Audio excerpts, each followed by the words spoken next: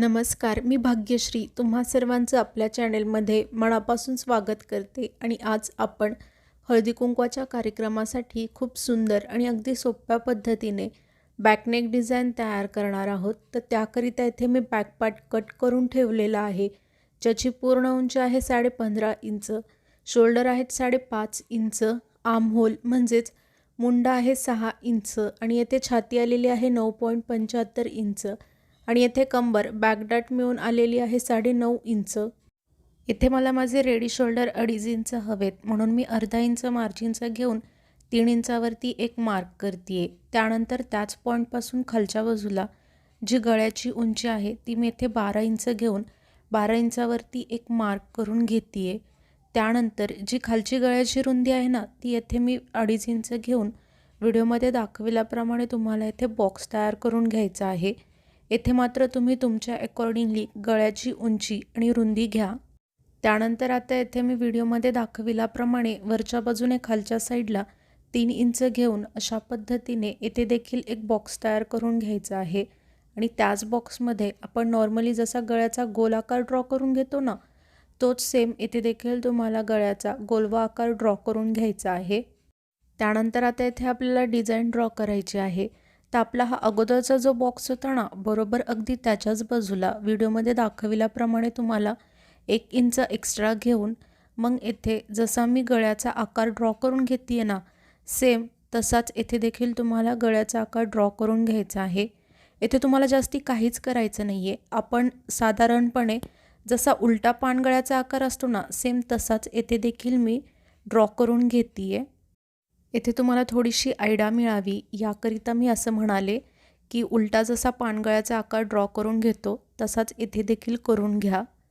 त्यानंतर आता येथे मी कॅनव्हास पेपरला घेऊन अशा पद्धतीने अगदी मधोमध फोल्ड करून घेतलेला आहे आणि ही जी आहे ती कॅनव्हास पेपरची फोल्डिंगची साईड म्हणजेच घडीची बाजू आहे, तिला या अस्तरच्या घडीच्या बाजूवर अगदी व्यवस्थितरित्या ठेवून घेऊन हाताने असं थोडंसं थापून घ्या, जेणेकरून जी आपली खालची डिझाईन आहे ना ती या कॅनव्हास पेपरवरती ट्रेस होऊन म्हणजेच उमटून येईल.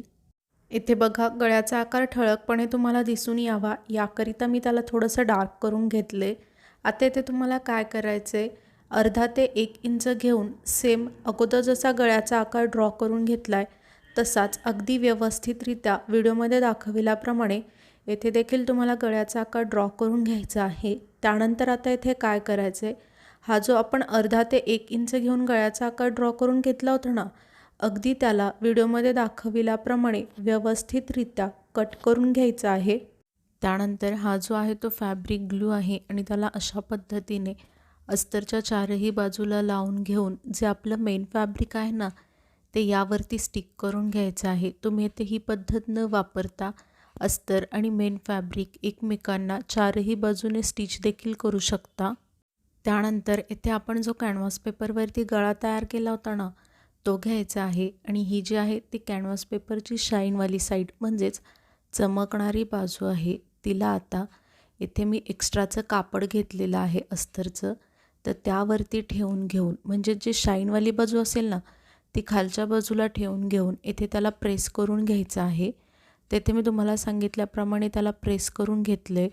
आता इथे आपल्याला काय करायचं आहे, जसं आपण कॅनव्हास पेपरवरती गळा ड्रॉ केला होता ना, बरोबर त्याच्याच अगदी साईडला थोडंसं एक्स्ट्राचं कापड ठेवून व्हिडिओमध्ये दाखविल्याप्रमाणे संपूर्ण गळ्याभोवती थोडंसं एक्स्ट्राचं कापड ठेवून जे जास्तीचं कापड आहे ते कट करून घ्यायचं आहे.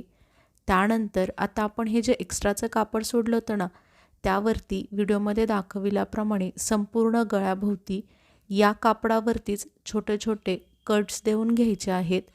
त्यानंतर आता इथे आपल्याला काय करायचं आहे, हे जे आपण एक्स्ट्राचं फॅब्रिक म्हणजेच जे कापड सोडलं होतं ना जास्तीचं, त्यालाच आता व्हिडिओमध्ये दाखविल्याप्रमाणे अगदी व्यवस्थितरित्या या कॅनव्हास पेपरवरती ठेवून घेऊन तुम्हाला इथे स्टिच करून घ्यायचं आहे. इथे बघा मी तुम्हाला पुन्हा एकदा सांगते, हे जे आपण एक्स्ट्राचं कापड सोडलं होतं ना त्याला या कॅनव्हास पेपरवरती ठेवून घेऊन तसंच त्याला जसा आपला गळ्याचा आकार आहे त्याच अकॉर्डिंगली स्टिच करून घ्यायचं आहे. त्यानंतर इथे आपल्याला बॅकपार्ट घ्यायचा आहे आणि ही जी आहे ती बॅकपार्टची राईट साईड म्हणजेच बरोबरीची बाजू आहे, तर त्यावरती हा जो आपला सेंटर दिसतो ना बॅक पार्टचा, तर तेथे आपल्याला एक छोटासा कट देऊन घ्यायचा आहे, जेणेकरून आपल्याला तो समजून येईल की तो आपला सेंटर आहे. नंतर त्याच सेंटरपासून मी खालच्या बाजूला एक स्ट्रेट लाईन ड्रॉ करून घेतलेली आहे. त्यानंतर आता इथे काय करायचं आहे, आपण हा जो कॅनव्हास पेपरवरती गळा रेडी केला होता ना, तो घेऊन ही जी कॅनव्हास पेपरच्या डिझाईनची जी सेंटरवाली लाईन आहे ना, म्हणजेच मध्य लाईन, ती आणि जी खालची आपली बॅक पार्टची मध्य लाईन होती ना, दोघांनाही अगदी व्यवस्थितरित्या एकमेकांवरती ठेवून घेऊन असं व्हिडिओमध्ये दाखविल्याप्रमाणे सरळ तुम्हाला गळ्याच्या शेवटापर्यंत सरळ स्टिच करून घ्यायचं आहे. त्यानंतर आता इथे आपल्याला काय करायचं आहे, जसा आपल्या गळ्याचा आकार दिसतोय त्याच आकारात अगदी व्हिडिओमध्ये दाखविल्याप्रमाणे तुम्हाला व्यवस्थितरित्या संपूर्ण गळ्याला स्टिच करून घ्यायचं आहे. इथे बघा, आता इथे आपला कॉर्नर आला आहे, तर मी पुन्हा नीडलला आतल्याच बाजूला तसेच ठेवून घेऊन फक्त आपला हा जो बॅक पार्ट आहे ना, त्यालाच फिरवत पुन्हा जसं आपण गळ्याचा आकार ड्रॉ करून घेतला आहे त्याच आकारावरती त्याला स्टिच करून घेते आहे.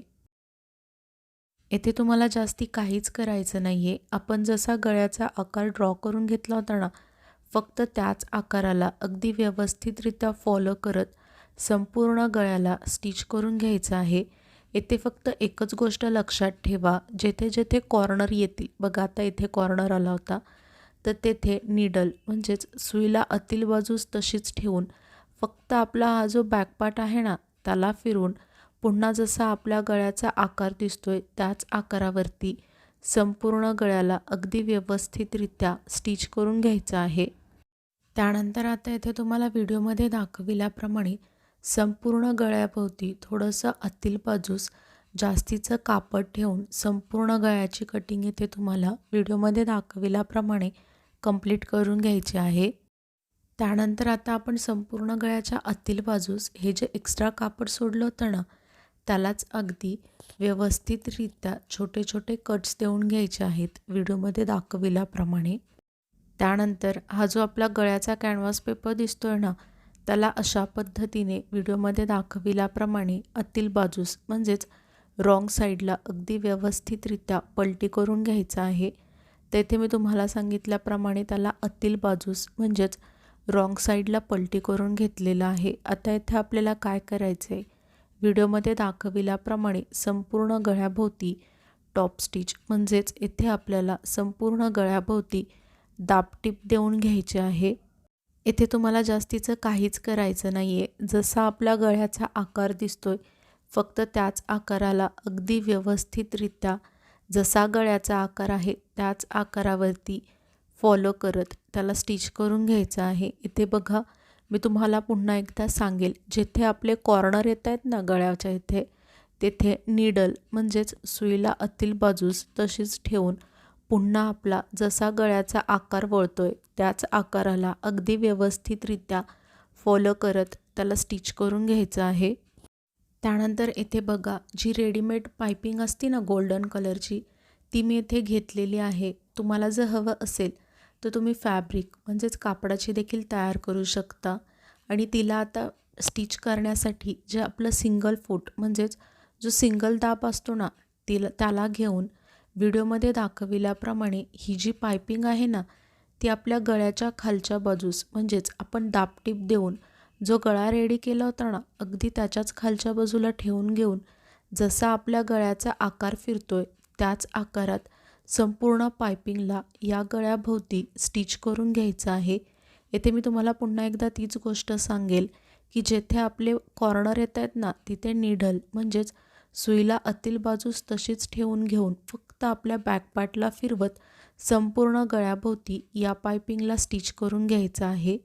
आपल्यापैकी खूप जण व्हिडिओज पाहतात परंतु चॅनेलला सबस्क्राईब करत नाहीत, तर प्लीज असं नका करत जाऊ.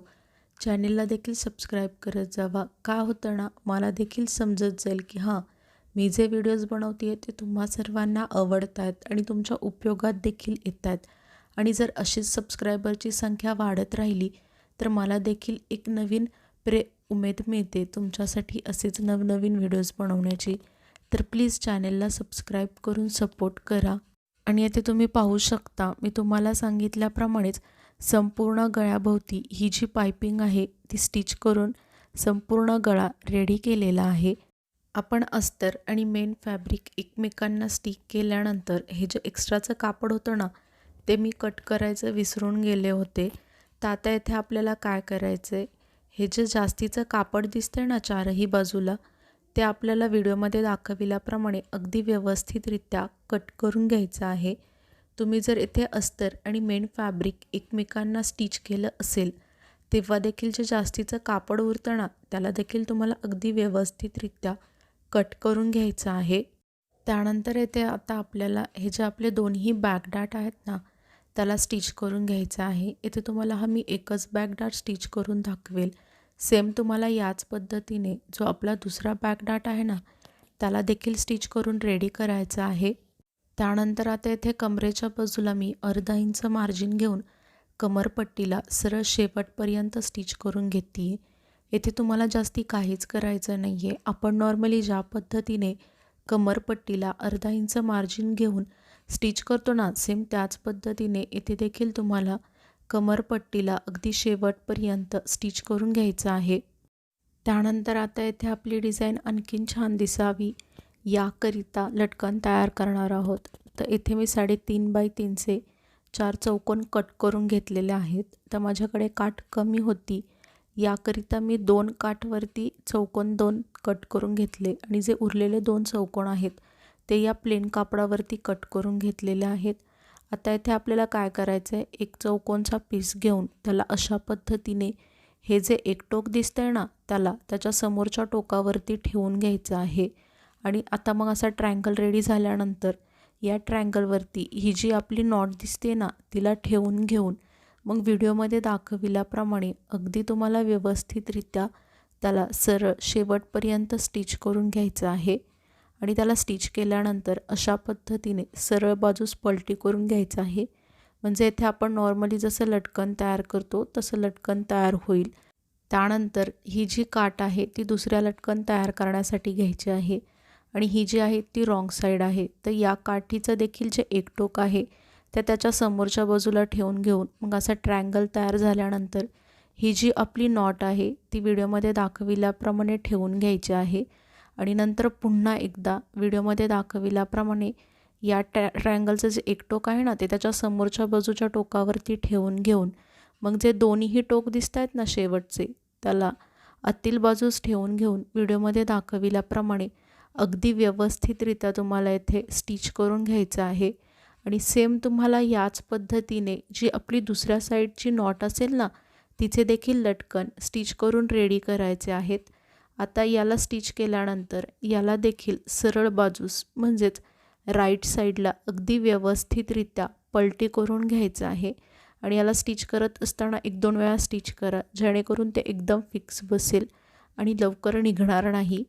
आणि येथे मी तुम्हाला सांगितल्याप्रमाणेच जी आपली दुसरी नॉट होती ना तिला देखील रेडी करून स्टिच करून घेतलेलं आहे। आणि या ब्लाऊजला आणखीन शोभा यावी याकरिता जे आपले गोल्डन कलरचे बटन्स असतात ना ते मी खालच्या बाजूला हा जो गॅप दिसतोय ना तेथे स्टिच करून घेतलेले आहेत। आणि बघा आपल्या ब्लाऊजचा फायनल लुक किती सुंदर दिसतोय। आणि येथे आपण एक जे लटकन आहे ते काठीचं आणि जे दुसरं लटकन आहे ते प्लेन फॅब्रिकमध्ये तयार केल्यामुळे ही डिझाईन खूप सुंदर तयार झालेली आहे। आणि इथे खूप सुंदर असा आपला ब्लाऊजची बॅकनेक डिझाईन तयार झालेली आहे। आणि व्हिडिओ अगदी शेवटपर्यंत पाहिलात यासाठी तुम्हा सर्वांचे मनापासून खूप खूप धन्यवाद। आणि प्लीज चॅनेलला आणखीन सबस्क्राईब नसेल केलं तर सबस्क्राईब करून सपोर्ट करा।